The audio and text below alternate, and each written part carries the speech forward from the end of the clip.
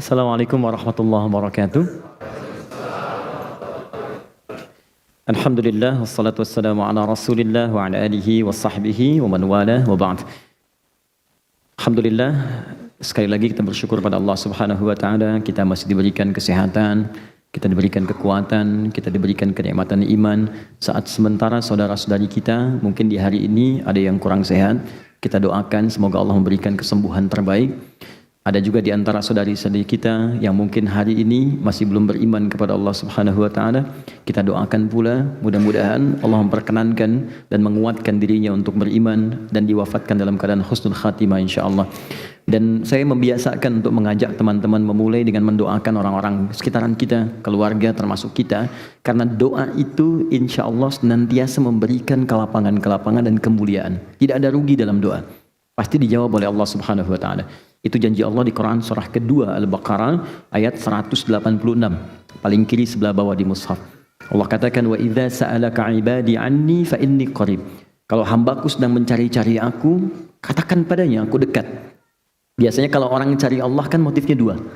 Kalau bukan ingin tobat atau yang kedua dia punya kebutuhan yang dimintakan kepada Allah. Dua itu. Kata Allah katakan padanya, Allah berikan harapan, gak usah lelah mencari, aku dekat. Ini bahasa indah ya, bukan hanya dalam bahasa Arab, tapi dalam ilmu psikologi pun memberikan harapan yang kuat. Anda bertanya, Ustadz di mana? Jawaban pertama misalnya, ini belum jelas nih kabarnya. Yang kedua mengatakan, Ustadz sudah dekat, sebentar lagi tiba. Mana yang paling menenangkan? Satu atau dua? Dua, sudah dekat. Itu yang paling menenangkan, kan? Nah karena itu, ketika Allah kemudian memberikan statement, aku dekat, gak usah dicari. Tapi yang paling menarik, diteruskan kepada motif hambanya. Perhatikan kalimatnya. Wa idza sa'alaka 'ibadi 'anni fa inni qarib. Tidak berhenti sampai sini. Ujibu da'watad da'i idza da'an. Ketika mereka datang kepadaku memohon apapun, aku pasti akan kabulkan apa yang mereka minta. Sepanjang itu mengandung nilai kebaikan untuk dunia akhiratnya. Maka saya mohon kepada teman-teman sekalian, isi. Jangan sampai ada sehari kita tidak berdoa pada Allah Subhanahu wa taala. Ya, dan di antara doa itu minta yang belum beriman supaya diberikan oleh Allah kekuatan iman. Alhamdulillah kami di Bekasi dengan teman-teman membiasakan dan hampir setiap pekan ada yang masuk Islam. Ada yang masuk Islam. Ada yang mantan preman, ada yang mantan pembunuh, ada yang mantan penjudi, ada yang biasa-biasa. Tapi kita bahagia gitu. Ya, beberapa waktu yang lalu datang ke Akhir Center itu satu pertanyaan, Ustadz, saya mantan pembunuh. Bisa nggak saya tobat? Saya katakan selamat. Allah sangat mencintai pelaku maksiat yang mau tobat dibandingkan orang soleh yang tidak pernah merasa salah. Lalu saya sampaikan Quran surah kedua di akhir ayat 222. Innallaha yuhibbut tawwabin. Allah cinta orang tobat. Dan Anda sekarang sedang dicintai oleh Allah. Saya pun belum tentu bisa mendapatkan status itu. Jadi ketika Allah menanamkan cintanya, ambil itu. Karena tidak semua hamba bisa mendapatkan kesempatan itu. Maka dia terima tawaran kami itu, dia ambil kesempatan itu, tiba kemudian beberapa hari, saya tidak tahu orangnya siapa, kemudian datang, orang yang penuh dengan tato, wajahnya juga kelihatan tidak biasa, tapi tiba kemudian ada pancaran keindahan di wajahnya. Dia datang cuman meluk, nangis, setelah itu pamit pulang. Tapi dalam hatinya saya melihat ada janji untuk menjadi hamba yang lebih baik daripada sebelumnya. Setiap kita, tidak pernah ada orang yang suci. Semua manusia pasti punya latar belakang yang pernah berbuat salah. Dan harapan itu dibuka oleh Allah untuk kembali menjadi baik. Adam itu manusia, Adam pernah salah. Dan Adam diberikan kesempatan berubah, Adam bertobat. Setan pernah salah, dan setan diberi kesempatan tobat, dia memilih untuk bertahan dalam kesalahannya. Jadi kalau Anda masih mengaku manusia, maka ciri kemanusiaan itu pasti melekat dalam diri kita. Teman-teman, kita teruskan bahasan kita. Mohon izin hari ini kita hanya punya kesempatan sampai jam 12. Jadi saya akan maksimalkan apa yang kita bisa bahas dalam kesempatan ini. Kita fokus pada pembahasan tentang sholat. Ya, mohon izin. Sekarang kita akan masuk pada bahasan ruku. Saya sudah bahas tentang makna sholat. Sudah bahas tentang manfaat-manfaat sholat. Sudah bahas tentang syarat-syarat dasar sholat yang mencakup aspek bacaan, gerakan, kemudian makna. Jadi kalau Anda ingin belajar ibadah kata Al-Quran, seperti saya sampaikan di pertemuan lalu, jangan cukupkan pada bacaan dan gerakan, tapi juga sampaikan itu pada pembahasan tentang maknanya untuk mendapatkan kenikmatan dalam ibadah dan kekhusyuan dalam pelaksanaannya. Banyak orang tidak khusyuk dalam sholat bukan karena tak mampu khusyuk, kata Al-Quran karena dia tidak mengerti, tidak paham apa yang dibaca dan dilakukan dalam sholatnya. Bagaimana Anda bisa menikmati sholat kalau Anda nggak ngerti apa yang dibaca dan tidak paham apa yang dilakukan?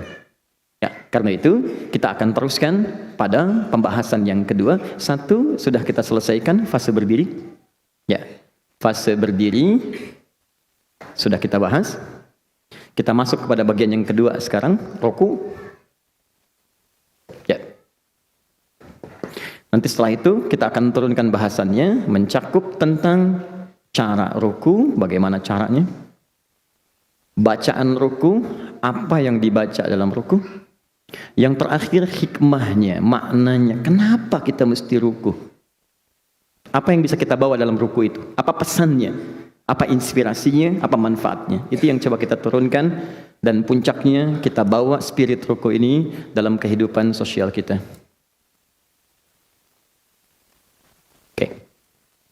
Jelas sampai sini? Baik ya. Karena bagian pertama sudah selesai, maka nomor 1 saya hapus dulu. Ya, periodenya sudah selesai, tinggal masuk yang kedua, ruku. Baik, sudah siap? Nanti saya minta 1 orang dari teman-teman yang ikhwan untuk bantu saya di sini, supaya saya bisa praktekkan seperti apa cara rukunya, seperti yang diinginkan oleh Al-Quran dan hadis-hadis Nabi Sallallahu Alaihi Wasallam. Oke, saya berikan pengantar dulu ya. Kita lihat Quran. Kita turunkan tentang ruku dalam Al-Quran dulu. Quran surah kedua ayat 43. Kemudian dikaitkan dengan salat Quran surah ke-22 ayat ke-77. 1 ayat terakhir. Kemudian manfaatnya, ini rahasianya. Tolong jangan diabaikan bagian ketiga ini, karena ini hal yang sering dilupakan oleh sementara teman-teman yang salat di kekinian. Di era sekarang. Di orang hanya mengejar cara dan bacaan. Yang penting saya sholat, yang penting ruku. Ya, padahal ada kesempatan di bagian yang ketiga. Allah berikan keutamaan dalam sholat yang tidak ditampilkan kecuali dalam posisi ruku dan sujud. Ya, kita lihat Quran surah ke-48 ayat 29. Ini rahasianya. Kalau Anda rukunya benar, maka Allah akan mengabulkan apapun yang Anda minta, yang paling istimewa yang Anda mohonkan. Jadi kalau surga yang paling istimewa. Kalau dunia yang paling istimewa. Kalau alam kubur yang paling istimewa. Jadi janjinya begini, yang paling istimewa saja aku kabulkan, apalagi yang biasa. Jelas ya? Oke. Jadi poinnya. Kemudian hadisnya, penjabarannya hadis riwayat Al-Bukhari. Nomor hadis 757, 789. Hadis riwayat Muslim nomor hadis 411. Kita ke sini ke sahabat Abu Hurairah. Kita ke sini ke sahabat Abu Humaid As-Sa'di. Sama juga dengan yang ini dan tambahannya plus sahabat Anas bin Malik.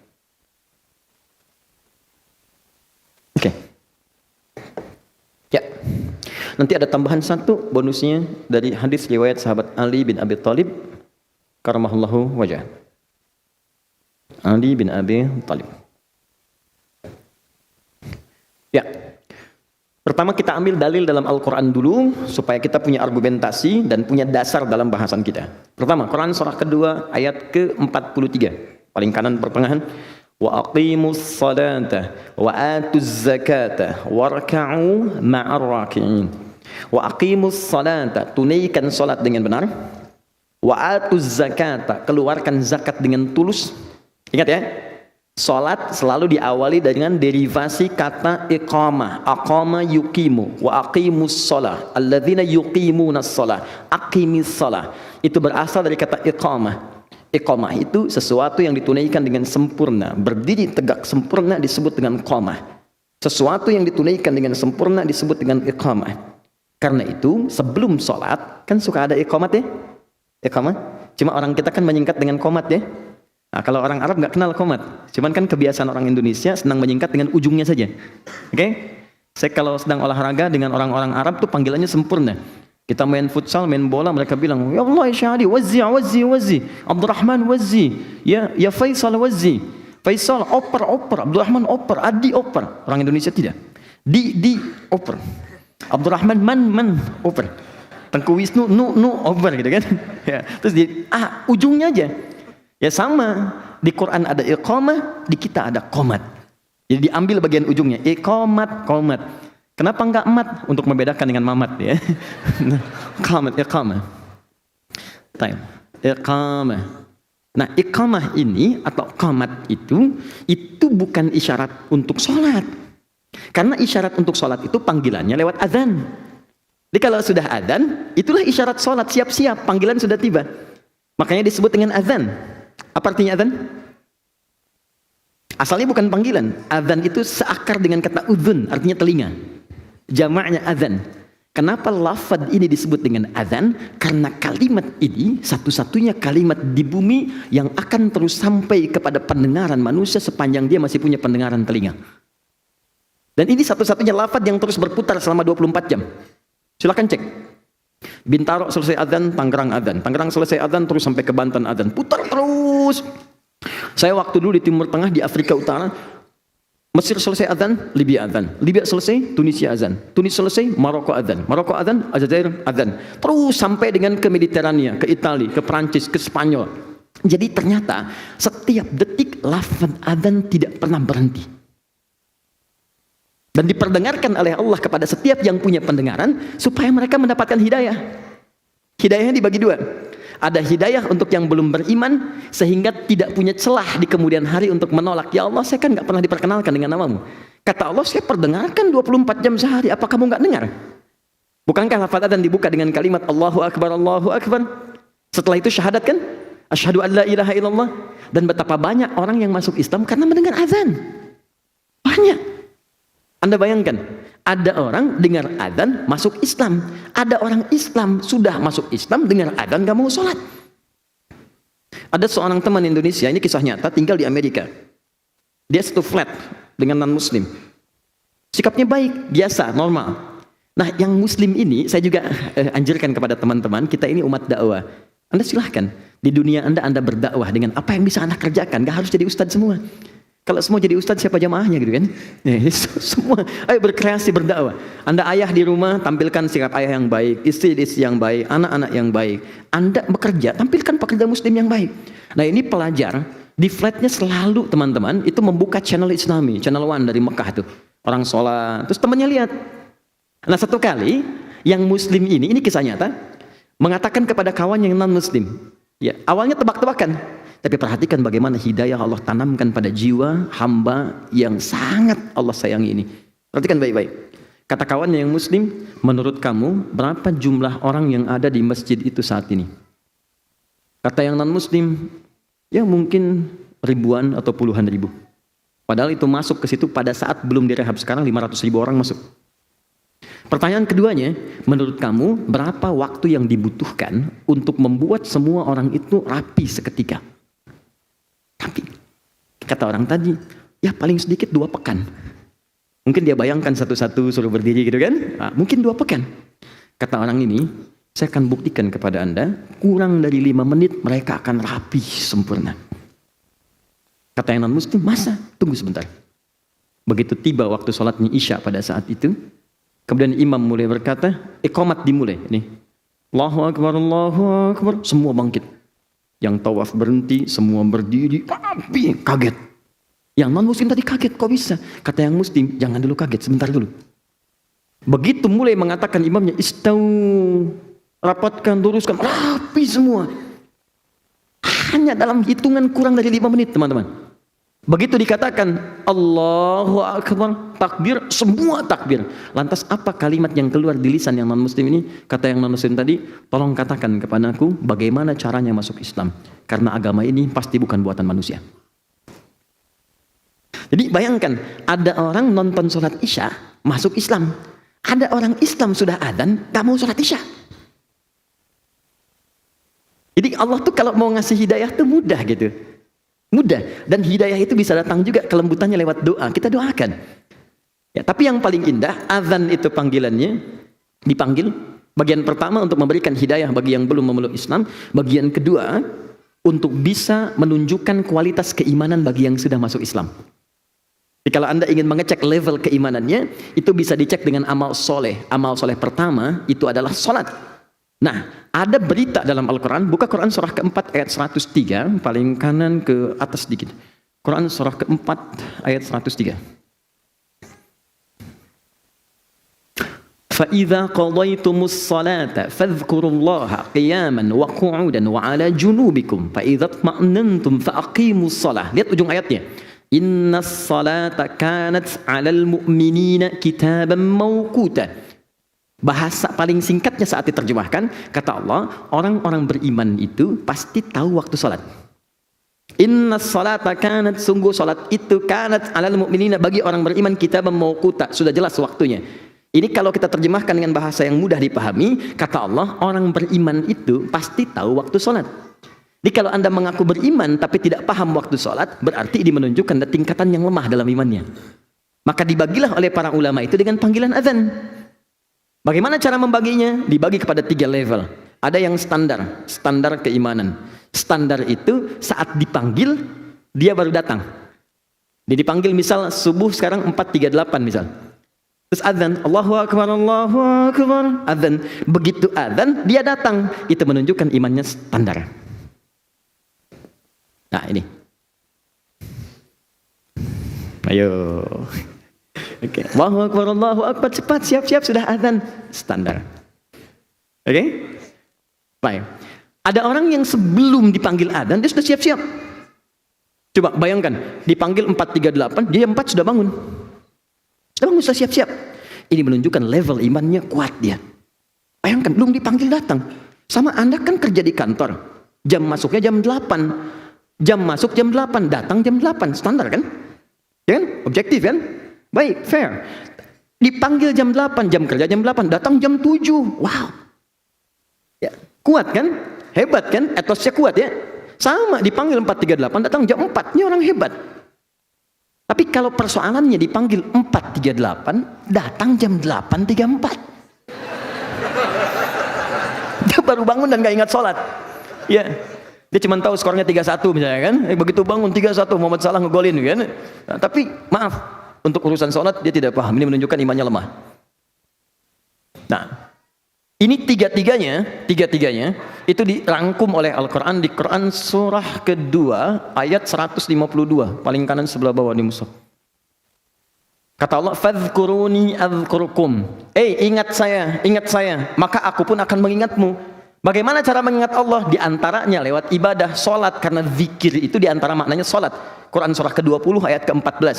Wa aqimis sholata li dzikri, tunaikan salat sebagai zikir. Kata Allah, ingat saya, zikir kepada saya, amalannya salat, dipanggil azan. Maka orang yang ingat Allah ketika dipanggil, misal Allah panggil Allahu Akbar, ingat dia, maka Allah pun akan ingat kepada dia saat hamba itu memanggilnya. Feedbacknya begitu. Jadi kalau Anda misalnya berdoa nih, ya Allah mohon, Anda biasanya dipanggil oleh Allah baru respon, maka Allah pun merespon Anda saat Anda memanggilnya. Kalau Anda nggak doa, Allah nggak perhatikan Anda.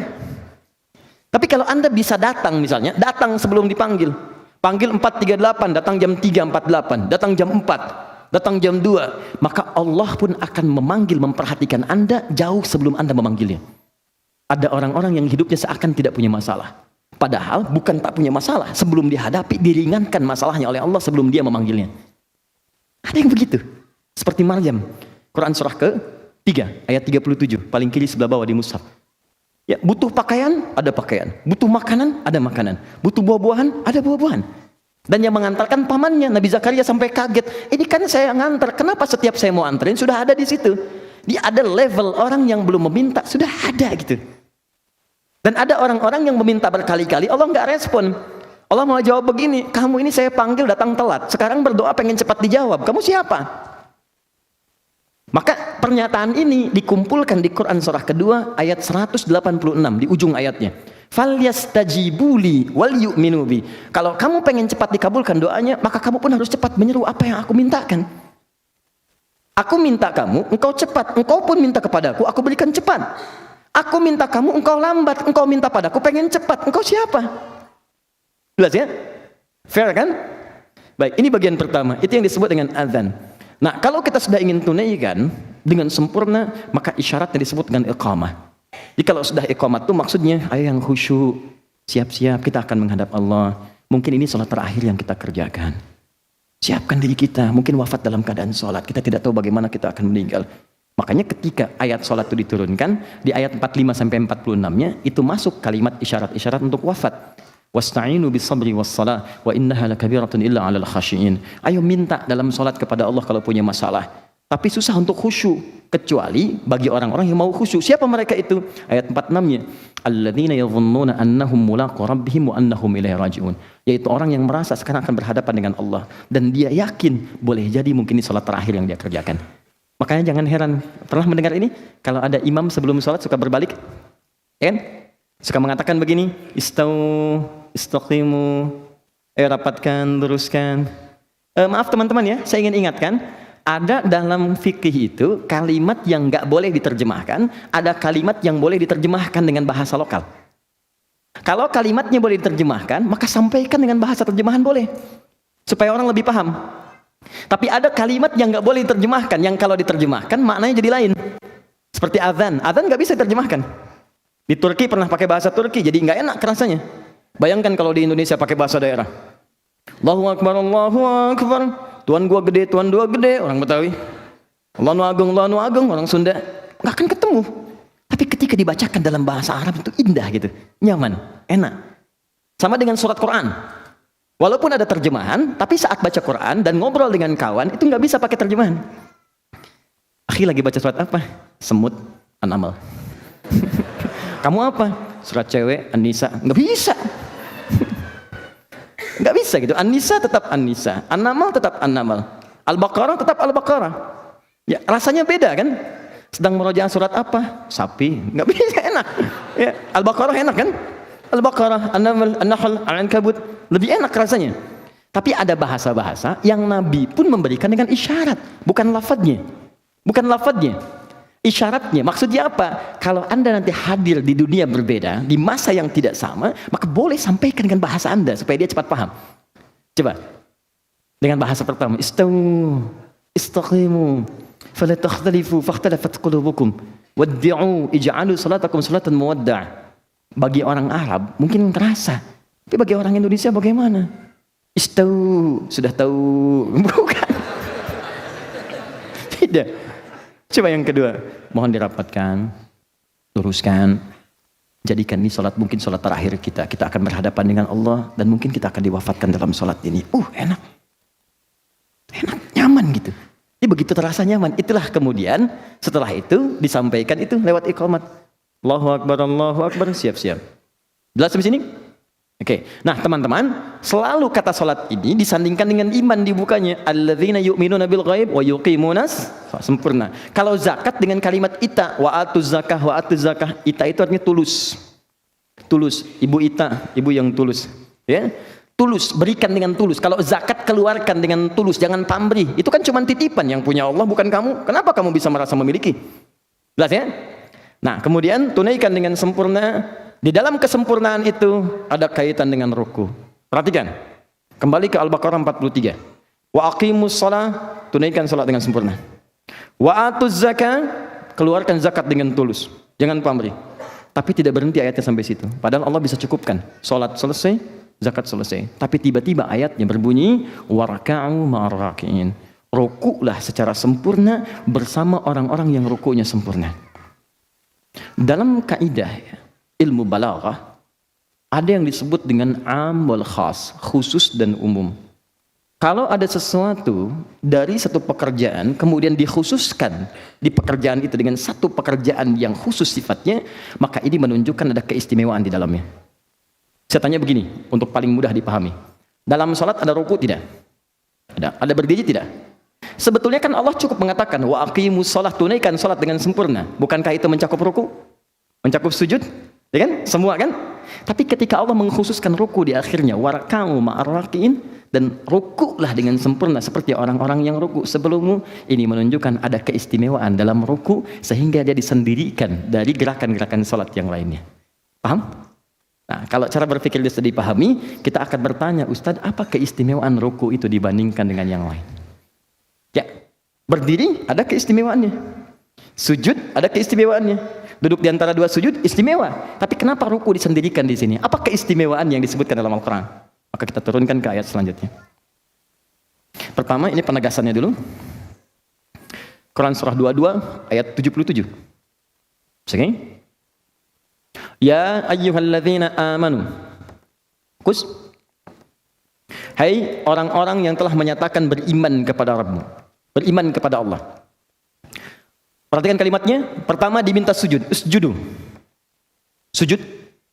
Kemudian ruku. Warka'u. Kemudian wa'budu rabbakum. Sembah Rabbmu. Waf'alul khaira. Berbuat baik. La'allakum tuflihun. Perhatikan baik-baik. Di sini Allah menyebutkan keutamaan ruku. Di sini menyandingkan ruku dengan kalimat wa'budu rabbakum. Wa'budu. Di sini ada ruku, kemudian ada sujud. Setelah itu wa'budu rabbakum. Wa'bud. Agak pelan-pelan saya terangkan supaya mudah dipahami. Wa'budu. Fokus. Ruku, sujud, sembah Rabbmu. Wa'budu. Nah, kalimat wa'budu ini, teman-teman, tidak pernah disebutkan dalam Al-Quran kecuali di antara maknanya bermakna sholat. Buka Quran surah ke-20 ayat ke-14.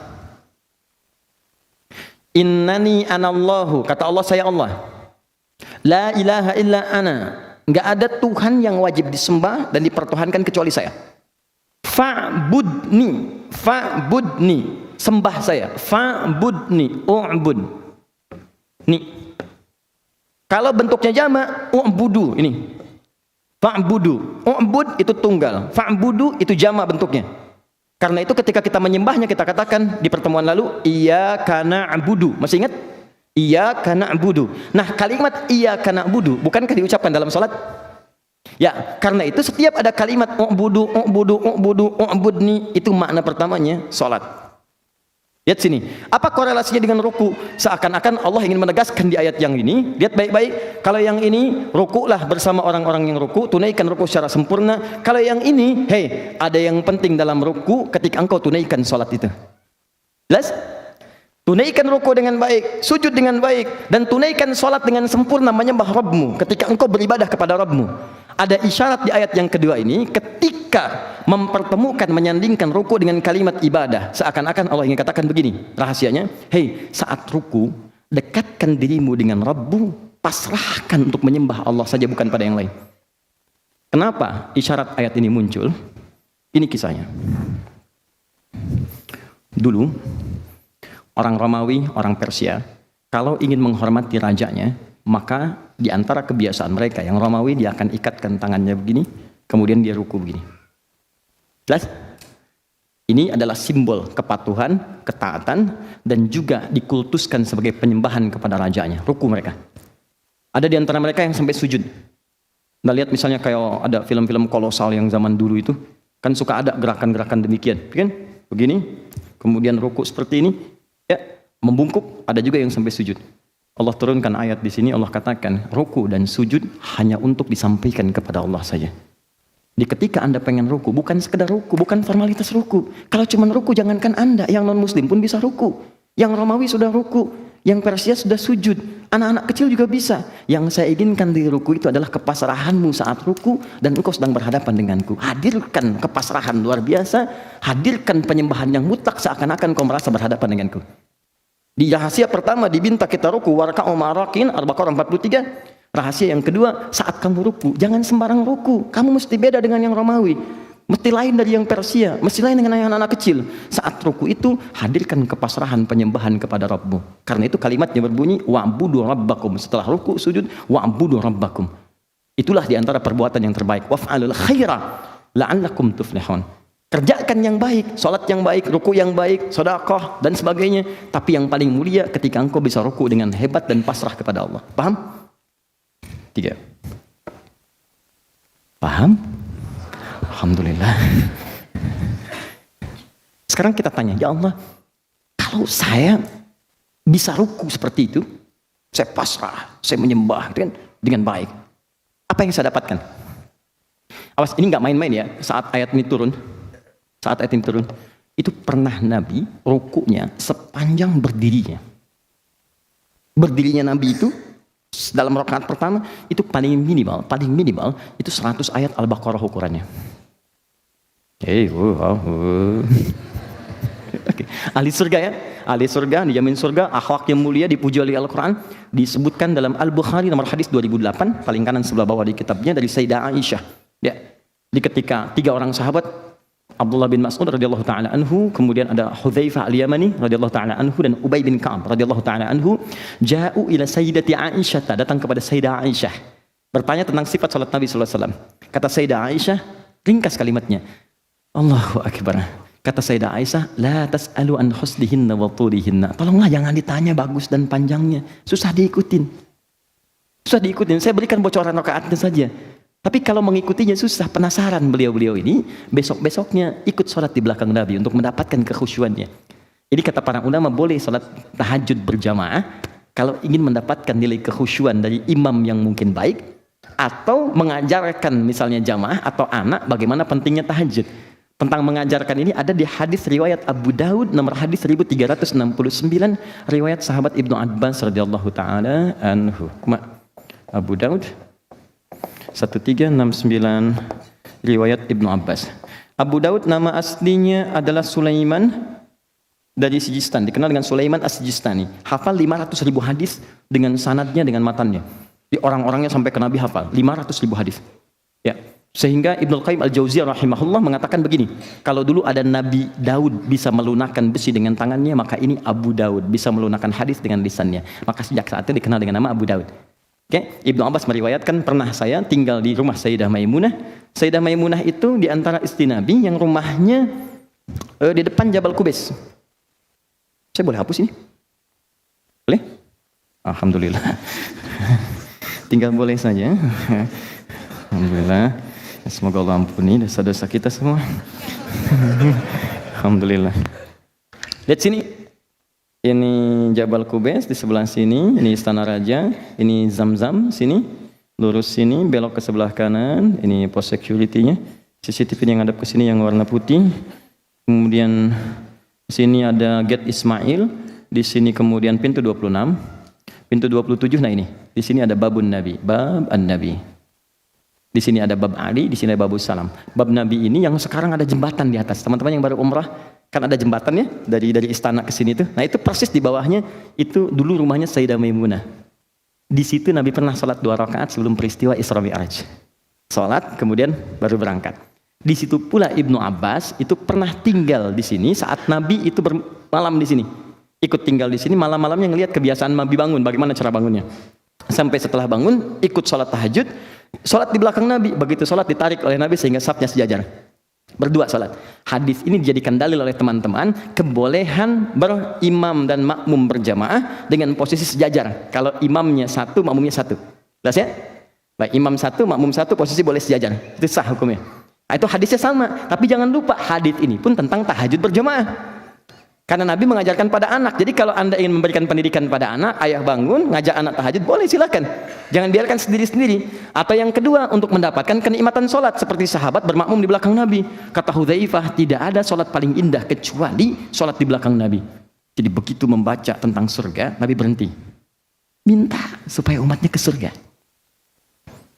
Begitu berhenti di ayat neraka, Nabi bermohon supaya umatnya dibebaskan dari neraka. Lama kita minta, lama. Ya. Yang paling menarik, besoknya Abdullah bin Mas'ud ikutan. Ya. Ternyata tanpa terasa, kata Hudzaifah, 100 ayat baru ruku. Kata Abdullah bin Mas'ud, saya ikut. Saya kira 100 ayat itu ruku. Ternyata nyambung Al-Baqarah sampai selesai. Saya kira akan ruku, ternyata nyambung Ali Imran 200 ayat sampai tuntas.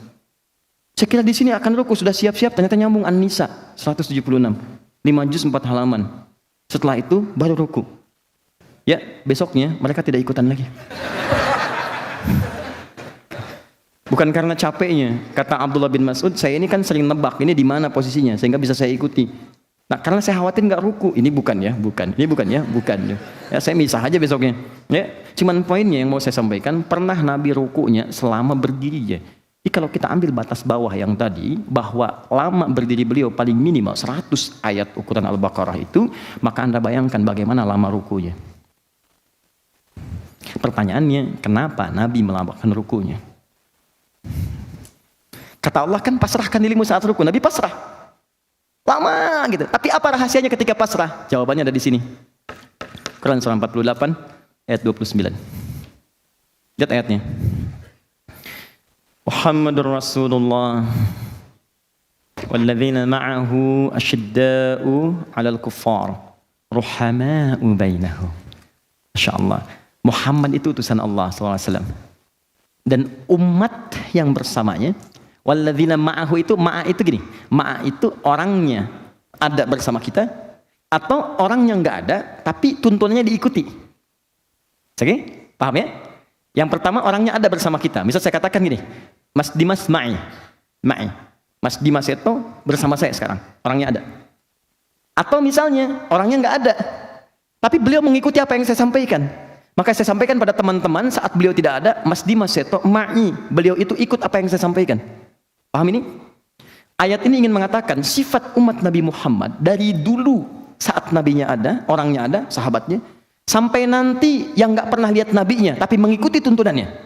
Secara singkat, yang mengaku umat Nabi Muhammad itu pasti punya sifat-sifat ini, kata Allah. Jadi kalau Anda tidak punya sifat ini, dipertanyakan Anda umat Nabi atau bukan. Pertama, asyidda'u 'alal kuffar, tegas pada segala hal yang menyimpang dari ketentuan Allah. Ingat, ada kafir, ada kafirun, ada kufar, itu beda. Jangan disamakan.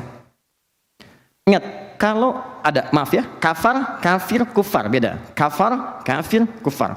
Kalau kafar, itu perbuatan. Perbuatan yang menjauh dari Allah. Menyimpang. Bisa dikerjakan non-muslim, itu umumnya, bisa dikerjakan oleh orang Islam. Makanya kalau ada orang Islam diminta mengerjakan sesuatu, tidak dia kerjakan, disebut kafar. Ya, bukan keluar dari Islam, perbuatannya menyimpang. Contoh, Quran surah ke-14 ayat 7. Quran surah ke-14 ayat 7. Anda hafal ayatnya? La in syakartum la azidannakum. Kalau engkau syukur dengan nikmatku, aku berikan kamu nikmat harta. Engkau syukur, bagaimana cara syukurnya? Zakat keluar, infak keluar. La azidannakum, aku tambah. Di zakat itu, nanti kalau satu saat selesai sholat kita bahas zakat. Zakat itu bukan mengurangi harta, menambah harta 10 kali lipat dari apa yang Anda dapatkan. Cuman nilainya tidak harus selalu tampak materi, ada aktiva, kesehatan, kedamaian, ketentraman yang kalau sakit segitu juga biayanya. Ada langsung harta dapat, ada. Oke. Jadi ketika Allah katakan saya berikan nikmat kamu lakukan, kerjakan saya tambah. Tapi wala in kafartum. Jika kalian ingkar, nggak mau taat, kafar di situ bukan keluar dari Islam. Orang yang nggak berzakat bukan berarti murtad, tidak. Dia nggak keluar dari Islam, cuma bermaksiat. Jelas? Nanti orang-orang seperti ini akan ditimbang oleh Allah pahalanya di akhirat nanti. Apa diantaranya? Ini amal solehnya yang kanan, ini amal salahnya. Misal dia sholat tapi dia juga mencela. Dia misalnya diberikan syariat zakat, tidak mau. Dia haji, tapi dia senang gosip. Bisa terus turunkan. Maka nanti yang ini akan menutup yang ini, yang salah. Di hadis Muslim, riwayat sahabat Abu Hurairah. Kata Nabi, didatangkan yang baik-baiknya. Ya, awas. Ya'ti yaumal qiyamati bisolatin. Datang dengan pahala solat banyak. Wasiyamin, puasanya rajin. Wazakatin, zakatnya rajin. Cuman sayang, wa ya'ti qad syatama hadza. Cuman sayang juga, kok sering mencela gitu dalam kehidupan dunianya. Sholat tapi sedang celah orang, ini aneh ini. Padahal sholat itu membebaskan dia dari celaan. Inna sholata tanha 'anil fahsya wal munkar. Ini sholat mencela. Awas. Maaf, syatama hadza wa qadzafa hadza, menuduh orang. Wa safaka dama hadza, menumpahkan darah. Bahkan menyebut nama Allah di dalamnya, tembak orang, bunuh orang, bom orang dalam hal yang tidak dibenarkan. Duar meledak, bom panci, bom kulkas, bom macam-macam. Bukan pada tempatnya. Itu dosanya besar itu. Bahkan ada bagian dari ayat Quran yang mengancam dengan neraka jahanam. Hati-hati, mengancam dengan neraka jahanam. Itu di Quran surah keempat, ayat 92 sampai 93, paling kanan di pertengahan. Wa may yaqtul mu'minan muta'ammidan fajaza'uhu jahannam. Siapa yang merencanakan pembunuhan berencana pada satu orang beriman saja, maka seakan-akan dia punya cita-cita masuk neraka jahanam. Sudah pesan kafling di neraka jahanam. Hati-hati. Makanya saya waktu di Lampung tuh kejadian bom Tamrin tuh meledak. Itu pertanyaan ringan sekali teman-teman. Ustaz, apakah bom di jalan Tamrin termasuk jihad fisabilillah? Saya bilang, Pak, begini ya, sependek pengetahuan saya, jihad fisabilillah itu jihad di jalan Allah, bukan di jalan Tamrin. Beda. Nah, ini nanti ini habis. Fa in faniyat hasanatuhu, kalau habis nih kebaikannya, tersisa yang jeleknya. Ya, jadi ini sholatnya udah hilang pahalanya, zakat hilang, ini hilang. Ini tersisa satu aja. Ya, pernah suudzon pada orang misalnya, belum minta maaf. Misal, maka diambillah dia, dilemparkan ke neraka. Nerakanya neraka yang paling ringan, tapi seringan-ringannya neraka juga. Nah, ketika dimasukkan itu kalimatnya disebut kafar. Banyak yang masuk, jamannya kafaru. Turunlah Quran surah keempat ayat 56. Paling kanan sebelah atas. Quran surah 4 ayat 56. Innal ladzina kafaru bi ayatina. Orang-orang yang kafar tuh. Mungkin dia muslim. Cuman sayang, maaf dipanggil sholat, marah. Ada yang tutup telinga. Di Quran surah 6 ayat 25, wa fi adhanihim waqra. Ada yang tutup telinganya kayak ada sumbatan. Khatamallahu ala qulubihim wa ala sam'ihim. Tertutup telinganya, nutup. Ini suara apa sih? Sampai demikian. Kalau bisa Pak, kecilin speakernya, padahal muslim. Nah, ini menandakan ada yang salah. Nah, yang seperti ini kalau tidak tobat, kita doakan supaya berubah. Jangan kita celah. Kita doakan, kita rangkul, kita ajak. Jangan dicela karena mungkin dia tidak mendapatkan pengetahuan yang baik sebelumnya. Ya kan? Kita ajak, kita dorong, kita doakan. Tapi kalau nggak tobat, itu nanti ditarik di hari kiamat, ditarik ubun-ubunnya oleh malaikat. Dan dicelupkan ke neraka. Kullama nadijat juluduhum, begitu dicelupkan hancur semua tubuh dan kulit-kulitnya. Kenapa kulit disebutkan? Karena kulit indera perasa yang paling peka. Cambuk sekali sakit, 2 kali sakit, 10 kali, 15 kali sudah mulai berkurang sakitnya karena kulitnya sudah mengelupas. Maka kata Allah, kalau kami angkat lagi, baddalnahum juludan ghairaha. Kami sembuhkan, kami tumbuhkan lagi kulitnya. Liyadzuqul adzab, supaya terasa siksaannya sama seperti semula. Enggak ada ringannya. Dan sekali celup seharinya 1000 tahun, 1000 tahun. Satu harinya. 1 detiknya 48 hari. Jangan pernah coba-coba. Ya. Ini poinnya teman-teman. Nah, ini kafir.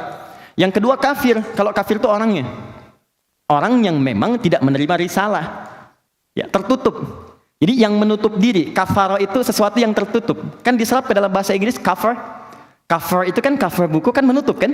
Supaya di dalamnya nggak kelihatan. Ya, ini cover. Kalau saya di belakang kan saya tercover nih, tertutup kan? Orang yang disebut kafir. Kafir itu orang yang menutup diri dari hidayah. Jadi begitu mau disampaikan, dia menutup dirinya.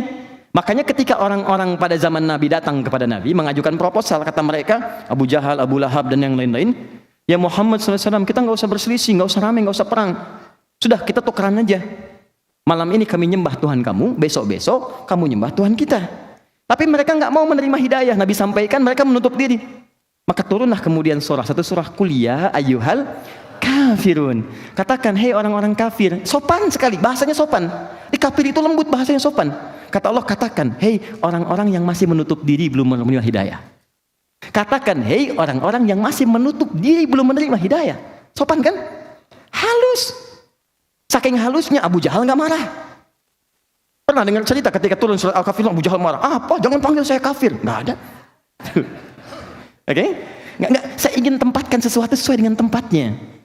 Banyak orang keliru memahami ini sehingga maknanya tidak sampai pada dirinya. Dan dia marah bukan pada tempatnya.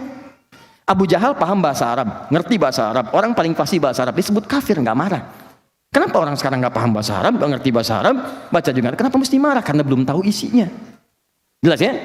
Pak, jadi ada tempat-tempatnya di sini yang harus kita kemudian sesuaikan dalam kehidupan. Baik, yang terakhir kufar. Kufar itu, maaf. Kalau kafir, ingat, dia non-muslim, menutup dirinya belum menerima hidayah, tidak menyerang orang Islam, cuman suka ngajak-ngajak. Sama dengan tadi sifatnya. Saya kasih sedikit ya, saya kasih rahasia. Ini di antara kita ya. Oke. Fokus. Jika di Quran disebutkan satu kisah tapi tidak spesifik orangnya, kapan kejadiannya, maka peristiwa itu akan terjadi lagi di masa depan dengan tokoh-tokoh dan suasana yang berbeda. Tapi jika disebutkan namanya bahkan lengkap dengan binti nasabnya, ini menunjukkan peristiwa itu tidak akan pernah terjadi lagi di masa depan pada siapapun. Contoh, kenal Maryam binti Imran? Oke. Ya. Maryam binti Imran, disebutkan bintinya langsung. Maryamnya bintinya, langsung ke bapaknya. Pernah mengandung, melahirkan tanpa disentuh laki-laki manapun. Walam yamsasni bashar. Ini menunjukkan peristiwa itu tidak akan terjadi dan menimpa perempuan manapun di muka bumi selain Maryam binti Imran. Tapi Ustaz, ada di kampung saya namanya Maryam juga. binti Asep, dia bisa melahirkan tanpa bapak banyak. Bukan tanpa bapak, yang tanpa disentuh laki-laki manapun. Itu cuma Maryam binti Imran. Jelas ya? Tapi kalau nggak pernah disebutkan siapa tokohnya, kapan kejadiannya, ini menunjukkan akan terjadi lagi di masa depan. Oke, fokus. Ketika Allah mengatakan kuliah ayyuhal kafirun, disebut gak orangnya? Tidak. Kapan kejadian disebut? Tidak. Ini menunjukkan akan terjadi di masa depan, non-muslim tidak maksa, tidak nyerang kepada orang Islam, biasa, cuman suka ngajak-ngajak. Polanya bisa beda. Mungkin dengan makanan, mungkin dengan obat-obatan, mungkin dengan bantuan. Ada yang seperti itu? Ada. Dan kalau ada nggak usah marah, sampaikan. Misal Anda ada car free day misalnya kan, car-nya free tapi yang lainnya tidak. Datang orang yang mengatakan, ayo Pak, baca ini, misalnya ayo ikut Pak, Anda akan selamat gini. Dengarkan aja dulu. Maaf Pak, Bapak terlambat. Sebelum Bapak sudah ada Pak, dulu 15 abad yang lalu. Namanya Abu Jahal, Abu Lahab, ngajak-ngajak juga. Turunlah surah Al-Kafirun. Maknanya begini Pak, mana kafirun itu orang masih menutup diri. Kita nggak usah saling memaksa. Kalau Bapak ingin ikut ke Islam, itu lebih bagus. Tapi kalaupun misalnya Bapak tidak mau, ya kami tidak memaksa. Silahkan renungkan dulu, mudah-mudahan Bapak dapat hidayah. Berbalik tuh situasinya. Lihat ya, dan nggak usah marah gitu. Kita sikapi dengan elegan, sesuai dengan makamnya. Makanya penting kita mengkaji Al-Quran untuk mendapatkan itu. Tapi kalau kufar itu maknanya dua. Bisa perbuatan atau orangnya yang memang ditujukan langsung untuk menyerang Islam atau orang Islam. Ya, bebas, silahkan, nggak apa-apa. Bonus buat antum, ya silahkan. Asal jangan menghapus yang tidak ingin saya hapus. Nggak apa-apa, silahkan. Ya, nggak apa-apa lah. Silakan. Sehat-sehat ya. Baik, alhamdulillah. Ini sahabat saya. Mudah-mudahan kita ke surga sama-sama ya. Dengan keluarganya juga. Baik. Dan tidak cukup dengan amin, ayo berusaha. Oke. Jadi kufar, itu bisa pekerjaan, bisa orang, aktivitas, pemikiran macam-macam yang sifatnya memang sudah menyerang Islam, bisa menjelek-jelekan tentang Islam atau menyerang orang Islamnya, menganiaya dan sebagainya misalnya. Maka yang seperti itu yang disebut dengan tegas, asyidda, tegas. Tegas itu tidak harus keras, sesuai dengan levelnya. Kalau menyerang lewat tulisan, ya dibalas dengan tulisan lagi, dengan yang lebih baik, ya kan? Kalau lewat pemikiran, ya berpikir lagi. Jangan orang nulis dibalas dengan senjata, ya salah. Tidak tepat ya, lihat kadarnya. Nah kemudian yang kedua, saya agak cepat, orang yang menginvasi, misalnya yang menyerang, mendolimi dan sebagainya, maka dibela, tunaikan haknya, sesuai dengan hukum yang berlakunya. Sampaikan proses misalnya, di rahimnya ada satu hal misalnya pembantaian, pembunuhan, kita kemudian membela dengan apa? Sampaikan ke dunia internasional, terapkan hukum-hukum. Ayo, makanya mesti kuat, orang Islam mesti kuat gitu, negaranya mesti kuat. Kalau tidak, ya bagaimana kita bisa memberikan aspirasi ke depannya? Jelas ya? Nah, dan itu pun akan sangat bermanfaat dalam kehidupan. Tidak pernah ada orang Islam tinggal di negara manapun kecuali memberikan kontribusi pada negaranya. Saya kemarin kedatangan utusan dari Bea Cukai, datang kepala-kepalanya, bukan kepalanya aja, maksudnya di top manajemennya datang, ya pelaksana seniornya, kita duduk diskusi. Saya bilang, Pak, saya senang Anda datang dan silahkan apa yang bisa saya bantu kita susun. Dan ini adalah di antara bakti saya kepada bangsa. Jadi kalau baik, bangsa terbawa baik. Ini pengabdian saya pada bangsa, jadi nggak akan pernah berpisah Islam dengan kemakmuran bangsa. Jadi teman-teman juga demikian. Ini poinnya. Sudah, kita kembalikan ke ruku karena waktu kita terbatas. Nah setelah itu tiba-tiba begini, Muhammadur Rasulullah walladzina ma'ahu asyidda'u 'alal kufar ruhama'u bainahum, sayang dengan sesamanya, baik sifatnya. Dia jangan terbalik, kepada yang keras disayang-sayang, kepada teman sendiri kemudian penuh perselisihan. Ini saya tuh bingung sih, kenapa sih, karena urusan dunia jadi ribut gitu. Tuh sampai kaget anak nangis, kenapa gitu. Ya saya nggak apa-apa ya, sabar ya, maafkan papa. Teman-teman lihat baik-baik. Ini kan karena urusan dunia, hubungan persaudaraan jadi pecah, keluarga jadi berantakan dan sebagainya. Untuk apa Apa yang didapatkan gitu? Dan menariknya sesama muslim juga untuk apa? Jadi ini poin pertama, tolong diingat baik-baik. Kadang-kadang yang paling aneh itu, kata Nabi, orang yang belajar itu imannya menguat, pengetahuannya meningkat, dan akhlaknya itu juga baik, lebih sayang kepada yang lain. Jadi kadang saya bingung, ikut ngaji tapi setelah itu juga senang mencaci. Ikut ngaji tapi setelah itu senang berselisih. Antum ngaji apa? Antum coba bayangkan gitu kan. Kalau Anda belajar dengan pelajaran itu membuat Anda malah jauh dari Allah, pasti ada yang salah. Dan kita perbaiki, bukan saling menjelekkan, tidak. Kita perbaiki pelan-pelan, kita duduk gitu. Saya tuh mengharapkan, saya pernah katakan pada teman-teman termasuk yang datang ke Bekasi, akhi, kenapa kita nggak kumpul sesama ustadz? Kenapa kita dapatkan ada yang ribut begini? Kenapa nggak duduk sama-sama? Duduk kita bareng, dengan kita duduk aja, itu umat tuh tenang gitu. Terus kita terangkan dengan terbuka. Yang mau belajar ini, kita punya database ya. Ingin belajar tafsir, ke si fulan. Hadis, ke Ustadz fulan. Kalau ada perbedaan, ini ya sebabnya. Saya memandang begini, dalilnya ini. Ustadz ini memandang begini, dalilnya begini. Ustadz Khalid begini, dalilnya gini. Ustadz Adi begini, Ustadz Abdul Somad begini. Itu enak. Dibandingkan Anda datang dan mengatakan, ini salah, ini keliru, ini begini. Kenapa kita tidak duduk sama-sama? Kan indah. Itu poinnya teman-teman. Kan fair kan, jelas kan? Ya.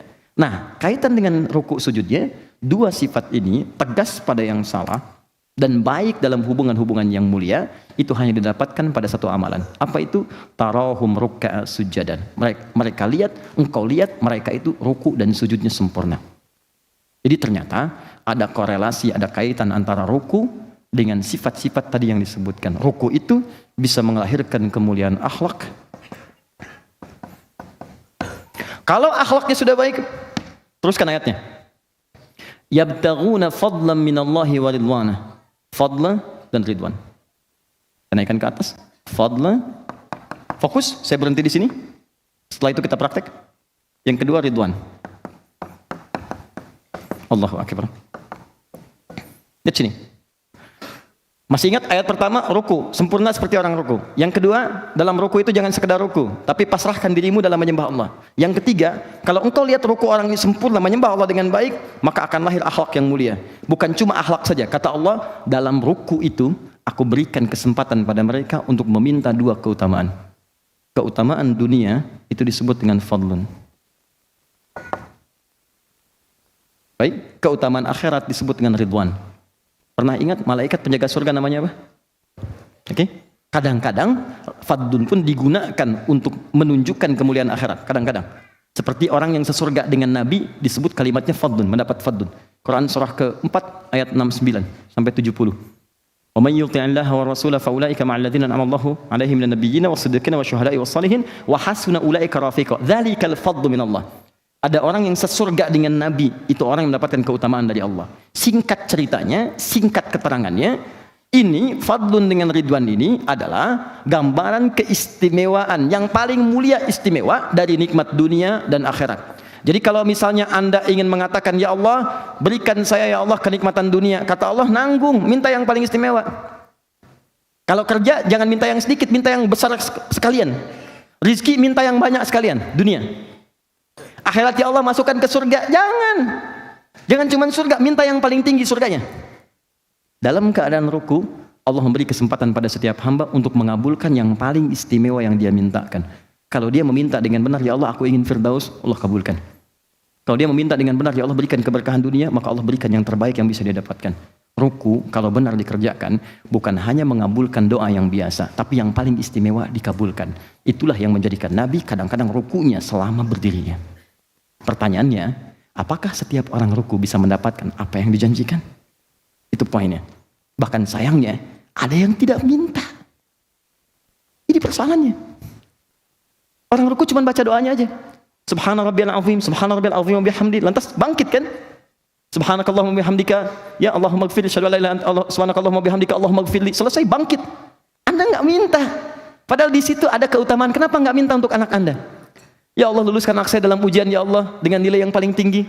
Ya Allah, berikan keberkahan pada pekerjaan suami saya. Ya Allah, lancarkan bisnisnya, tempatkan di makom yang mulia. Ya Allah, satukan kami di surga, sekeluarga di surga yang paling indah. Kenapa enggak minta? Padahal Allah tawarkan. Dan kenapa terlampau buru-buru? Kalau Anda datang ke satu tempat, diminta kemudian silahkan cari yang Anda inginkan, bebas minta apa saja. Apakah Anda akan langsung keluar dari situ? Pernah di barat itu ada orang-orang kaya yang datang ke mall. Begitu dia datang, tutup mallnya. Kepada pengunjung yang ada di mall, silakan ambil apa saja yang kalian inginkan. Waktu kalian cuma 30 menit. Ya, ngambil, ada yang ngambil ini, ngambil itu, ngambil ini, ngambil itu. Saya perhatikan, nggak ada satupun yang menolak tawaran itu. Maaf, misal ada yang keluar dari situ, tidak. Saya bingung ya, kenapa kalau manusia nawarkan banyak dikejar? Kalau Allah yang tawarkan, kenapa nggak diambil? Kenapa kita tidak manfaatkan itu gitu? Teman-teman tuh pengen surga, dikasih, tapi kenapa nggak diambil? Dan yang lebih dahsyat tuh yang paling aneh, inginnya ke surga ringan diucapkan di lisannya, tapi perbuatan tidak mencerminkan itu. Bisa nggak teman-teman sesekali pajang di cermin? Lalu setelah cermin terlihat, lihat mata Anda, berapa kali mata Anda bermaksiat? Lihat lisan Anda, berapa kali lisan Anda berbuat salah? Lihat kemudian wajah Anda dan katakan, saya pengen ke surga dengan segala kesalahan yang Anda bawa. Apakah sanggup lisan Anda mengatakan, ya Allah berikan surga? Sekarang dalam ruku, dosa bisa diampuni, kesalahan dihapuskan, hal-hal buruk digugurkan, dan langsung tawarannya, aku berikan yang paling mulia yang engkau inginkan. Kalau Anda ditawarkan seperti itu ingin mengambilnya, Anda bertanya bagaimana caranya, itu yang coba kita akan bahas prakteknya. Sampai di sini bisa dipahami? Nah, maksud saya ingin menyampaikan dulu hikmah, sehingga kita bisa termotivasi dalam mengerjakan ruku, bukan sekedar ruku seperti yang biasa dikerjakan oleh sementara orang tidak paham. Sudah sih? Oke.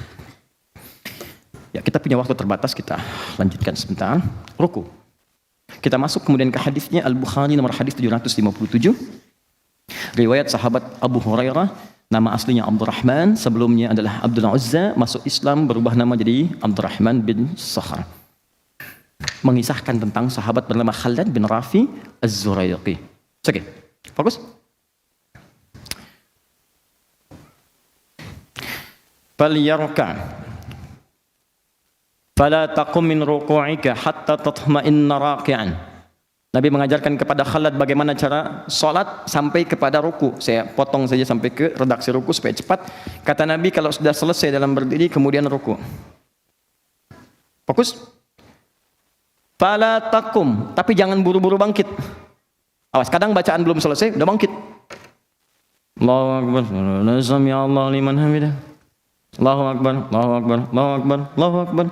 Orang sholat 11 rakaat 1 jam, dia 23 rakaat 7 menit. Bagaimana gitu?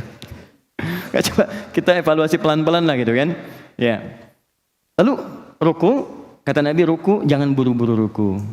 Nah, rahasianya jangan buru-buru ruku sehingga engkau tenang dalam rukumu. Apa tenang yang dimaksudkan di sini? Kita sambungkan ke hadis-hadis yang lainnya dulu. Saya minta satu orang untuk bantu saya. Siapa saja boleh ke depan? Mas Adi ya, yang pakai peci di antara yang paling ada, silakan depan. Udah lengkap semua, peci ada, sarung cuma dipakai di Turki. Hari sampai sini kembali lagi ke celana. Oke. Ya, salatnya menghadap kemana Mas? Kiblat. Ya betul, kiblat. Untuk lebih mudah ke sebelah sana aja ya, supaya terlihat dari beberapa yang lain. Baik, sebelumnya saya terangkan sebentar. Kita akan apa? Ruku ya. Jadi dari berdiri kita akan ruku. Nah, fokus baik-baik sebelah sini dulu Mas Adi. Mohon izin supaya di samping saya jelas. Teman-teman sekalian, fokus. Saat akan ruku, penting diketahui apa itu ruku dulu. Ya, ruku itu seakar dengan kata rakaatun, rakaat. Ruku, bukan sekedar bungkuk, tapi secara fikih seakar dengan kata rakaat. Artinya, kalau sudah dapat ruku, dapat 1 rakaat. Contoh, ini imam depan, saya makmum. Ya, atau misalnya, Mas satu lagi, siapa? Boleh maju? Apa-apa? Maju aja. Mudah-mudahan yang maju masuk surga. Ya, setelah saya insya Allah ya Mas. Ya. Alhamdulillah. Nah, ini tahan dulu sebentar, tahan. Ini ruku Mas. Ruku, Allahu Akbar, tahan. Nah, ini ruku, ini datang. Terlambat. Mas Buke. Nah, tiba-tiba datang. Datang. Pertanyaan pertama saya, kenapa Anda terlambat? Yang lain bisa tepat waktu, sedang sholat. Nah, jawab nanti sajalah. Nah, ini ruku kan, sedang ruku, ini datang. Nah, saat ini datang, maka perhatikan hadisnya, ju'ilat innama ju'ilal imamu liyutamma bi. Imam itu jadikan untuk diikuti. Awas, fa idza raka'a falyarka. Kalau imam sudah ruku kita datang, maka langsung ruku. Ya, enggak usah baca yang lain-lain lagi. Takbir, takbir. Allahu akbar, langsung ruku. Jelas ya? Jangan baca iftitah lagi, tidak perlu baca Al-Fatihah lagi. Karena hadis yang mengatakan qiraatul imam qiraatul makmum. Orang yang mendapati imamnya ruku, maka bacaan imam sudah mewakili bacaan makmumnya. Kecuali kalau imamnya masih berdiri, izin mulai. Terus imam masih di awal, ya. Maka posisi sebelah kanan. Supaya benar. Imam masih memulai, ini masih memulai, maka ini bisa diikuti. Jadi ini baca Al-Fatihah, ini baca Al-Fatihah makmumnya. Jelas ya? Karena bagian dari rukun salat Al-Fatihah kita bacakan. Kalau bisa diikuti, makanya imam kalau bisa jangan cepat-cepat bacaannya, berikan jeda. Bismillahirrahmanirrahim. Jeda, ikuti Bismillahirrahmanirrahim. Alhamdulillahirabbil alamin. Ikuti terus. Atau berikan jeda di akhir. Ghairil maghdubi alaihim waladdallin. Amin. Jeda sebentar. Berikan kesempatan walaupun cuma 3 ayat sampai Ar-Rahmanir-Rahim. Karena surat terpendek dalam Al-Quran itu 3 ayat.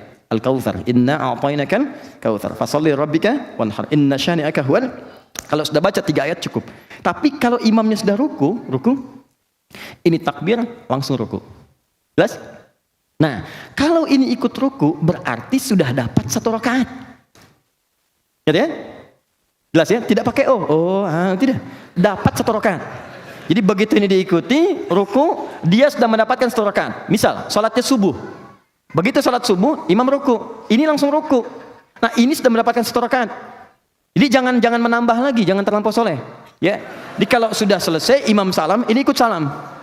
Ya, ingat, ini keterangan Nabi, sahabat mengerjakan, ulama mengerjakan. Antum Nabi bukan, sahabat bukan, ulama bukan. Jelas ya? Paham sampai sini? Baik. Antum silakan istirahat. Ya, antum di sini aja, persoalan kita belum selesai. Nah, sini dulu. Ya, tahan. Yuk kita mulai. Kalau sudah paham, ruku' sama dengan rakaat, dapat 1 rakaat. Sekarang kita mulai teknis fikihnya. Ruku', posisi membungkuk dalam sholat. Ada ke sebelah sini, Mas? Kita sepakat tadi kiblatnya ke sana. Ya, takbir dulu. Sini, bismillah. Ya, kita belajar sama-sama. Silakan. Takbir dulu. Allahu Akbar. Takbir dulu. Gak usah ketawa, ulangi. Nah, ruku. Mana takbirnya? Nggak apa-apa. Ruku, silakan. Nah, sekarang kita lihat. Perhatikan. Wa idza raka'a, jika beliau akan ruku, fakabbar, maka beliau mengucapkan takbir Allahu Akbar. 1. Nah, ini takbir ini disebut dengan takbir intikal, takbir perpindahan. Jadi kalau imam sudah bacakan takbir, makmum pindah. Ya, jadi isyaratnya lebih kepada bacaan imamnya. Jadi kalau imam sudah katakan Allahu Akbar, pindah. Ya, jangan lihat fokus pada gerakan imamnya. Ini jadi persoalan nanti. Kalau lihat gerakan imam, jadi kacau sholatnya. Kalau patokan gerakan, saf pertama ngelihat, saf kedua kan tidak. Yang paling bahaya, kalau ini misalnya sudah sepuh. Taruhlah imam misalnya 85 tahun, misal. Ya, seperti inilah gitu kan. Nah, makmum di belakang masih muda. Perhatikan, begitu mau ruku, kan nggak langsung ruku. Takbir 85 tahun turun. Nah, kan pelan-pelan kan, nggak mungkin begini. Allah, kan? Begitu imamnya belum selesai rukuknya, makmumnya sudah ruku. Ini yang jadi bahaya. Karena itu patokannya itu bacaan. Ya, ketika mendengar kalimat Allahu Akbar, bar dia turun, di belakang ikut. Nah, caranya 2. Pertama, bisa mengangkat, Al-Bukhari nomor hadis 757, bisa mengangkat tangan akan ruku, bisa mengangkat tangan seperti halnya takbir hadzwaman kibaihi. Diangkat, Anda akan ruku, Anda angkat begini. Ya, jadi begini posisi akan ruku. Allahu Akbar, angkat. Mengangkat ini boleh sejajar dengan bahu di sini. Boleh sejajar dengan daun telinga di sini, An-Nasai. Ya, di sini. Boleh di sini, boleh di sini. Mana yang paling nyaman? Jelas ya? Disilahkan Anda bisa mengangkat tangan, Allahu Akbar, atau tangan tidak diangkat pun tidak ada masalah. Yang penting takbirnya keluar kalimatnya. Jelas ya? Tapi yang paling umum, riwayat-riwayat yang paling banyak itu dengan mengangkat tangan. Ya, sehingga para ulama lebih kemudian memprioritaskan mengangkat tangan dibandingkan yang mursal, irsal begini. Jelas ya? Baik. Allahu Akbar, ruku. Anda ke sini, Mas. Nah. Pelan-pelan kita mulai dari punggung sampai dengan kepala. 789 masih di Al-Bukhari sama dengan hadis Muslim nomor hadis 411 ditambahkan dengan keterangan sahabat Ali bin Abi Thalib. Perhatikan baik-baik. Saat Nabi ruku itu, perhatikan kalimatnya supaya lebih mudah saya gunakan bahasa Indonesia, maka punggungnya sejajar lurus sampai dengan bagian kepalanya, lurus. Mohon maaf saya ini kan. Saya mulai dari punggung dulu ya. Ini. Kata sahabat Ali bin Abi Thalib, sampai-sampai saking lurusnya, kalau ditaruh satu bejana yang dituangkan air di atasnya, itu tidak tumpah. Tuh, ini sempurna Mas, pertahankan ya. Sempurna. Bagus. Ya, tahan sebentar ya, saya jelaskan dulu sampai kita selesai baru membangun lagi. Nah ini, ya. Jadi kalau ditaruh misalnya gelas, dituangkan, itu lurus. Nah ini bagus nih, segini Mas ya. Begini, tahan sebentar. Nah, ini satu. Jadi punggung dari bagian belakang sampai ke ujung ini lurus. Hati-hati, nanti saya terangkan dari sisi kesehatannya. Dan bisa diluruskan kalau Anda dokter ingin meralat, saya perkenankan. Jangan kalah sama sapi. Sapi, kuda, rukunya lurus. Silakan cek. Ya. Lihat sini, satu, sudah. Kepala, saya belum bicara menghadap kemana, kita luruskan dulu begini. Ya. Ada dua pendapat, yang pertama menghadap ke arah tempat sujud, ke bawah. Ya, ini pertama. Yang kedua, jika Anda di depan Ka'bah, boleh mengharap ke arah Ka'bah, ke depan. Nah, ya, ini kan karena pakai peci aja, kalau enggak kan mohon izin ya, bisa lurus juga tuh. Baik, ini ke sini ya, enggak harus berlebihan. Nah, segini ya. Mohon izin, maaf. Semoga Allah muliakan antum. Jelas ya? Nah, di antara ke depan dengan ke bawah, mana yang paling diutamakan? Yang paling diutamakan menghadap ke arah ke tempat sujud. Kenapa? Karena ketika Anda menghadap ke bawah, itu umumnya pemandangan akan sama semua, tempat sujud. Kan ini fokusnya penghambaan. Ketika seorang menghamba ke bawah kan? Yang kedua, ketika seorang menghadap ke depan, persoalannya, kadang-kadang yang dilihat itu bisa beda-beda, banyak pemandangan. Ka'bah ada tulisan, ada warna, ada orang. Nah, bisa terjadi seperti ini. Nih. Tuh, nengok kanan, nengok kiri gitu kan? Nah, ini jadi persoalan. Jelas ya? Ya kita fokuskan. Lihat sini. Ini sudah selesai. Jadi kalau saya katakan punggungnya rata atau membungkuk? Rata lurus ya, sampai dengan kepala menghadap ke arah apa? Tempat sujud ya. Baik. Sekarang teruskan. Tangan. Telapak tangan diletakkan tepat di lutut. Mana lutut? Kepala, pundak, lutut, kaki. Ya. Fokus. Lihat sini. Bukan naik ke atas di paha atau turun ke betis. Karena ketika Anda naikkan atau turunkan, posisinya akan berubah. Seimbang sekali. Begitu disimpan di lutut, ini seimbang. Turunkan ke bawah, betis. Tuh. Naikkan ke atas, paha. Tuh. Dan gak enak. Kembalikan ke lutut. Lurus lagi. Segini. Jelas? Ketiga, maaf. Yang jari-jari tangan terbuka. Menggenggam. Bahkan kalimat nabinya, lihat kalimat nabinya. Amkana fis sujud. Atau kalimat amkana fir ruku, makin sujudak. Kalau Anda menunaikan ruku, kata Nabi, maka tempelkan dengan kuat telapak tangan itu ke lutut Anda, dikuatkan, ditekan. Jadi kalau orang rukunya benar, itu bagian belakang pasti tegang di sini, lurus pasti. Ya, jadi ini ketarik nih. Jadi begitu ini ditekan, ini naik ke atas, lurus. Itu kalau rukunya benar, ini pegel-pegel nih hilang. Pegel hilang, ini lurus, ini baik. Karena ini dipaksa naik gitu. Ini ditekan, ini naik ke atas. Semua otot diluruskan lagi. Kembali seperti semula. Ya, jelas sampai sini? Baik, kemudian lihat sini untuk sikunya ya. Ini tidak harus menekan langsung ke sini ya, tapi sedikit ke sini. Keluar sedikit supaya tidak memberikan beban yang berlebihan. Tahan. Naikkan lagi sedikit. Nah, segini ya, Mas ya. Fokus, lurus. Kemudian pandangan menghadap ke arah tempat sujud. Tangan menekan kemudian di lutut, letakkan jari di lutut dengan terbuka bukan tertutup, berikan tekanan ke bagian belakang. Jelas? Ini kita belum sempurna rukunya, baru turun ruku, belum bacaannya. Jadi kalau belum posisi begini, jangan dulu baca. Jangan dulu baca. Bagaimana bisa baca tenang posisi belum sempurna? Ya, tenangkan dulu diri kita. Kata Nabi sampai tenang dulu. Nanti habis tenang, habis enak, baru berdoa. Bukankah doa dalam keadaan tenang, nyaman kita sampaikan? Jadi kita belum sampai ke bacaannya. Jadi sampai di sini, tenangkan dulu keadaan rukunya, biarkan darah mengalir dengan baik. Setelah mengalir, setelah nyaman, baru berdoa. Apa doa yang kita bacakan dalam keadaan ruku itu? Bagaimana bisa mendapatkan kemuliaan apa yang dijanjikan? Itu yang kita bahas dalam pertemuan berikutnya insyaallah. Jazakumullah khair. Ya. Silakan aja, sudah selesai. Baik. Saya berikan teman-teman sekalian 7 menit untuk Anda kalau ingin bertanya. Kalau tidak ada, saya bisa teruskan ke tadi 7 menit saya selesaikan. Ya, saya supaya konsisten kalau ada teman-teman ingin bertanya. Karena saya mau berhenti di jam 12, ya, dan saya bisa langsung pamit ke teman-teman sekalian. Ada pertanyaan? Silakan. Bismillah. Bagaimana hukumnya nangis pas sholat? Boleh? Banyak sahabat yang menangis. Ya, silakan. Banyak sahabat yang menangis dalam sholat, tidak ada masalah. Imam-imam Masjidil Haram ketika sholat terisak. Tapi nangisnya motifnya apa?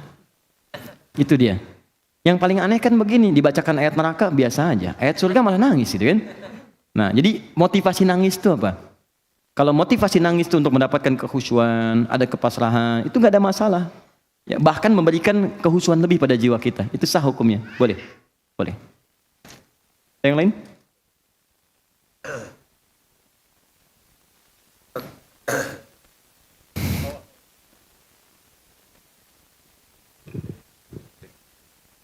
Cek. Tadi yang kebetulan yang dijelaskan tadi kan, saya juga pernah ngalamin kan. Waktu orang ruku, saya ruku juga tapi saya tambah 1 rakaat lagi kan. Ya. Itu sah nggak kan? Kalau tidak tahu dianggap sah salatnya. Kalau tidak tahu dianggap sah salatnya. Apa dalilnya? Buka Quran surah kedua Al-Baqarah ayat 143, paling kiri di pertengahan. Ya, wa ma kana Allahu liyudhi'a imanakum. Allah tidak akan menyia-nyiakan seseorang yang sholat, dia tunaikan, walaupun pada awalnya nggak tahu tentang apa yang ia kerjakan. Ayat ini turun, Quran surah kedua, ayat 143, ya, sampai dengan 144-nya sampai peristiwa yang turun. Jadi begini, awal mula sholat itu, dia menghadap ke arah Baitul Maqdis di Palestina. Ya, sekarang ke Al-Aqsa, yang sekarang. Itu sampai 17 bulan, setahun 5 bulan. Keterangannya ditemukan di kitabnya Ibnu Katsir, Tafsir Quranul Azim, halaman 251, paling kanan sebelah bawah. Itu menghadap ke arah Masjid Al-Aqsa, sampai kemudian Nabi sering berdoa. Ya Allah, karena sering diejek oleh orang Yahudi. Muhammad gak punya kiblat, Muhammad ngadapnya ke kiblat kita, ke Baitul Maqdis, diejek. Karena sering diejek, Nabi minta, ya Allah tunjukkan kepada mereka kiblat yang paling mulia. Nomor 1 yang paling mulia itu kan Ka'bah. Dan Yahudi tahu. Mereka tahu kiblat yang paling mulia itu Ka'bah. Mereka minta, cuma tetap gak dikasih oleh Allah. Tiba-tiba kemudian turunlah Quran surah kedua ayat 144. Qad nara taqalluba wajhika fis sama falanuwalliyannaka qiblatan tardaha fawalli wajhaka syatral masjidil haram. Ya, mulai saat ini Muhammad, kami sering lihat engkau menghadapkan wajahmu ke langit, minta supaya kiblat diarahkan ke Masjid Al-Haram, ke Ka'bah. Maka mulai saat ini hadapkanlah ke kiblat yang kau inginkan itu. Allah kasih yang lebih baik daripada Yahudi. Maka dapatlah itu. Pertanyaannya, beliau kan sedang sholat itu di kediamannya Ummul Bashar yang sekarang jadi Masjid Kiblatain. Sementara yang tinggal di masjid di Madinah itu nggak tahu kejadian itu. Mereka sudah sholat juga, konon turunnya di waktu sholat zuhur, antara zuhur ke asar. Turun. Dulu teman-teman, itu Madinah itu kotanya seluas Masjid Nabawi sekarang. Seluas itu. Di luar itu sudah bukan Madinah. Kuba bukan Madinah, Badar bukan Madinah, Uhud bukan Madinah. Sekarang ada perluasan. Jadi kalau ada peristiwa turun di Badar, yang di Madinah nggak tahu. Peristiwa turun di Uhud, Madinah nggak tahu. Nah, ini peristiwa turun di kediamannya Ummul Bashar yang sekarang jadi Masjid Kiblatain. Turun. Begitu turun, Nabi itu kemudian berbalik 180 derajat, berbalik. Sahabat ikut. Cuman persoalannya, begitu sahabat pulang ke Madinah bersama Nabi, orang-orang di Madinah diceritakan oleh mereka, tadi ada ayat turun, kita sekarang menghadap ke kiblatnya ke arah Mekah, ke Ka'bah.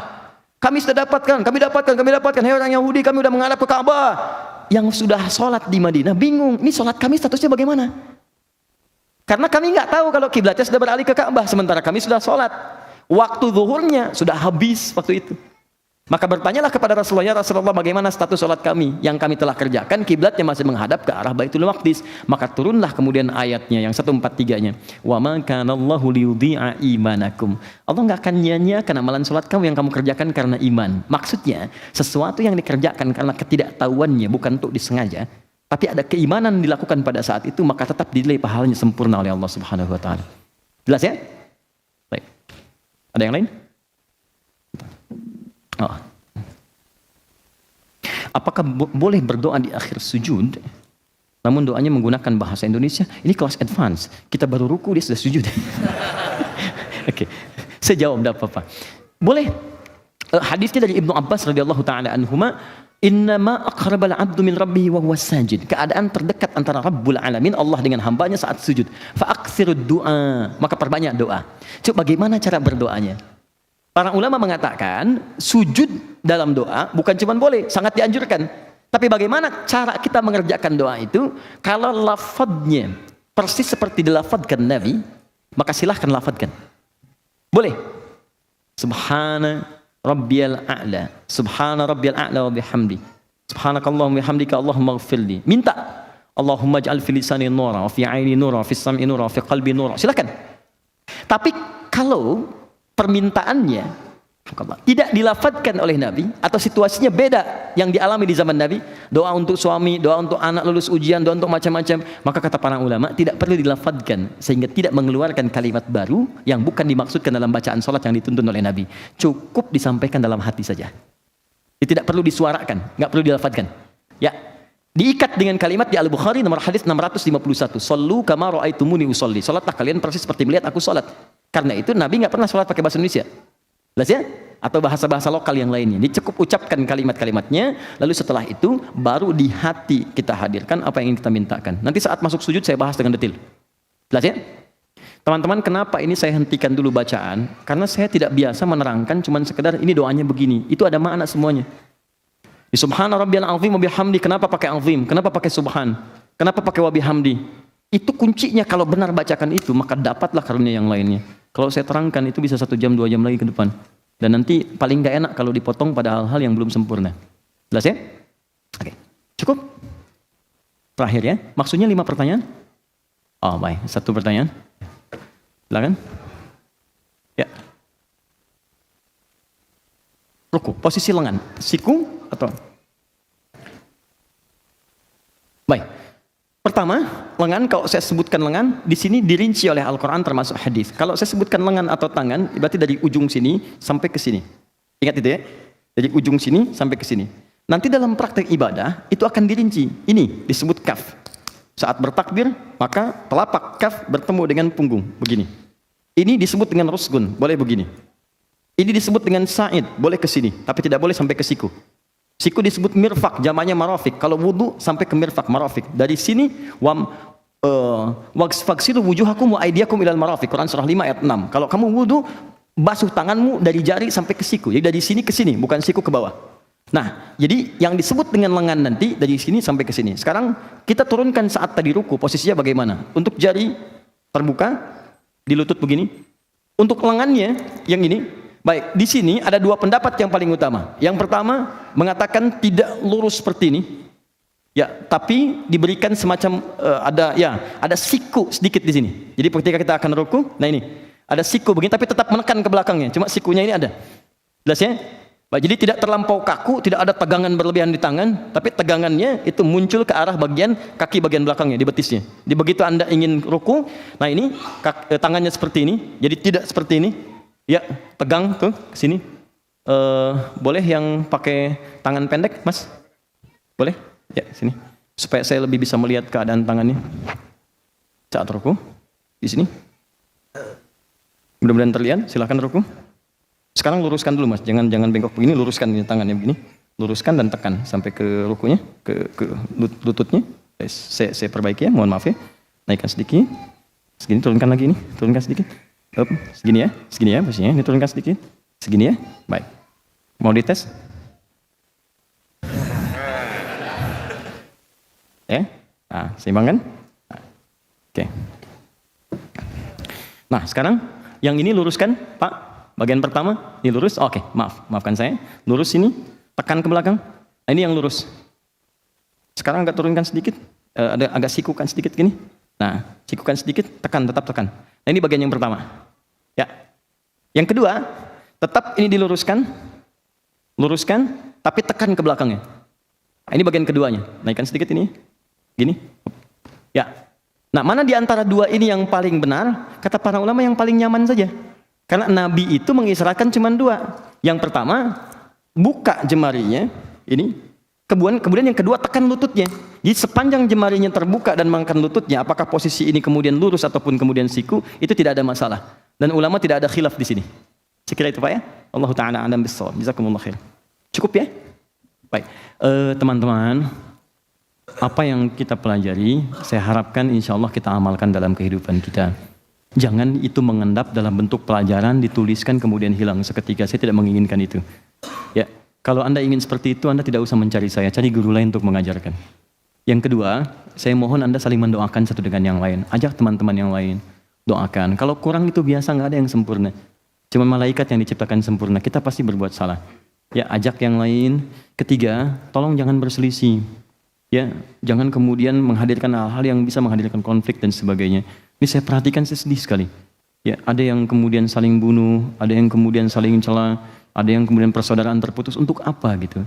Apa hanya karena pilpres yang cuma seketika saja kemudian silaturahim itu terputus? Tidak.